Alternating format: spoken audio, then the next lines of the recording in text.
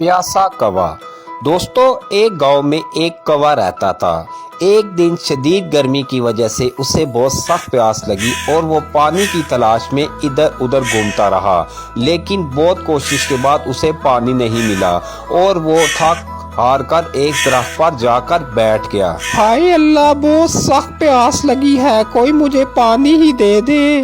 काफी देर बैठने के बाद फिर उसने उड़ना शुरू कर दिया।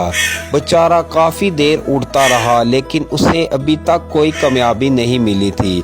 फिर अचानक वो एक जगह पहुंच गया जहां उसे एक पानी का मटका नजर आया। शुक्र है मुझे पानी का मटका नजर आया, अब जी भर कर पानी पी लेता हूँ। पहले देखता भी हूँ कि मटके में पानी है भी कि नहीं। कौवा यूं ही मटके के पास पहुंचा तो उसने देखा कि मटके में पानी बहुत ही कम है। फिर वो बेचारा सोच में पड़ गया, हाय अल्लाह, अब क्या करूं। काफी देर सोचने के बाद उसके दिमाग में एक आइडिया आया। उसने सोचा, क्यों ना मैं मटके में पत्थर डालना शुरू कर दूं, जिससे पानी ऊपर आ जाएगा और जी भर कर मैं पानी पी लूंगा। आखिरकार बहुत ज्यादा सोच विचार के बाद उसने ये फैसला किया, क्यों ना इस आइडिया पर अमल किया जाए।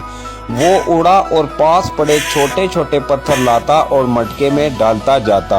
जैसे जैसे वो पत्थर मटके में डालता जाता तो पानी का लेवल आस्ता आस्ता ऊपर आना शुरू हो जाता, यहाँ तक कि पानी का मटका भर गया।